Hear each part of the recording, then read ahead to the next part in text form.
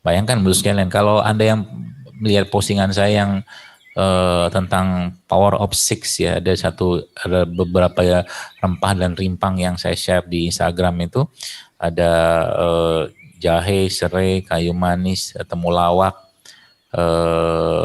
pandan gitu kan, ada 6 itu. Itu sebenarnya raja-raja herbal yang kalau king of herbs gitu kan, yang mempunyai kekuatan antioksidan, kurkuminoid, ya termasuk meningkatkan imun yang luar biasa ya.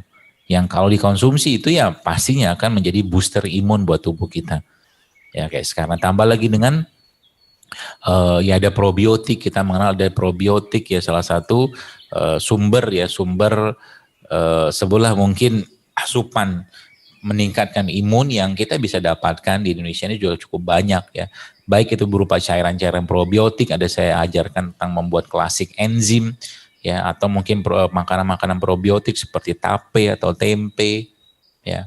Itu sebenarnya metode gitu kan, metode-metode yang memang tidak ada di zaman Nabi ya, tapi kalau itu baik, bermanfaat dan tidak melanggar syariat, itulah sebenarnya bagian atau tibun nabawi seperti itu. Jadi karena contoh saja Nabi di zaman Nabi itu kan, kalau kita bicara tentang ud hindi dan kustul bahri, itu ada 2 jenis herbal yang nggak ada di daerah Mekah ya. Saat itu tuh adanya di India, tapi Nabi sebutkan bahwa keutamaan 2 herbal tadi. Jadi kalau mungkin Nabi ya pastinya Nabi kan bicara wahyu ya, disampaikan tentang kunyit, tentang apa segala macam, dan itu baik pasti akan Nabi sampaikan.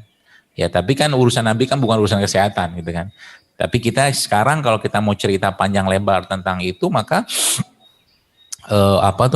tinggal kita manfaatkan saja. Ya, tinggal kita manfaatkan.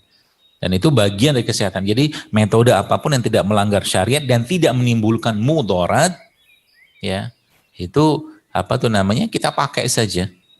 Ya, contoh mungkin kemoterapi ya. Kemoterapi itu metode ya. Kalau saya pribadi kurang setuju kalau saya. Ya, tapi kalau saya memang mengembalikan kepada yang bersangkutan. Ya, kenapa kemoterapi itu saya nggak setuju? Karena memang efek mudaratnya lebih besar. Meskipun kalau bicara tentang dia menghentikan sel kanker segala macam katanya bagus, oke lah, tapi efek mudaratnya itu jauh lebih besar kalau saya. Apakah ada cara lain? Ada sebenarnya. Ya. Itu sebabnya kalau kita belajar ilmu nutrisi ya. Jadi kalau ilmu nutrisi ini sebenarnya kalau dipelajari ya, itu subhanallah banyak sekali penyakit yang bisa kita bantu penyembuhannya. Ya.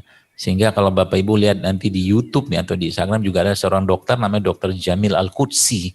Ya, dia seorang dokter Jordan yang dulunya dia seorang dokter jantung atau penyakit dalam, sekarang malah justru mengembangkan riset yang berbasiskan pada nutrisi yang memang itu ternyata ada dalam Al-Quran dan diajarkan atau disampaikan oleh para ulama-ulama zaman dulu. Kata kuncinya di nutrisi. Ya, kalau nutrisi diperbaiki, insya Allah banyak penyakit bisa diperbaiki ya, disembuhkan dengan izin Allah pastinya ya, seperti itu. Nah, tinggal kita perlu lihat ya. Jadi kalau kita bicara tentang generasi sekarang ya, maka tinggal kita lihat apa sih yang kita makan. Ya. Bukan bicara tentang sehat atau tidak sehat, tapi yang saya makan ini yang dibutuhkan tubuh atau diperlukan lidah saya. Itu aja sebenarnya kata dasarnya. Dan kalau saya makan kira-kira efeknya apa ke badan? Dia meningkatkan kekuatan imunitas atau mungkin fisik atau raga badan saya, atau justru malah melemahkan.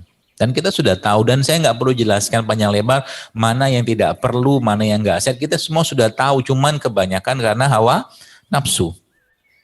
Ya, kita bicara misalkan gorengan saja, ya saya bukan anti gorengan, ya tapi bicara gorengan yang dijual-jual di pinggir jalan segala macam seperti itu, dari minyaknya, dari tepungnya, dari bungkusnya, ya bungkus-bungkus yang pakai kertas koran, kadang-kadang kertas apa gitu kan, di situ lagi ada timbalnya dari tinta-tinta tadi campur sama minyaknya, masya Allah sekalian.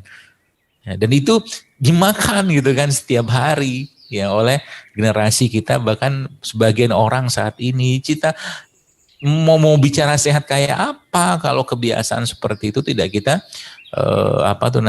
tidak kita buang ya, kebiasaan tidak sehat tadi.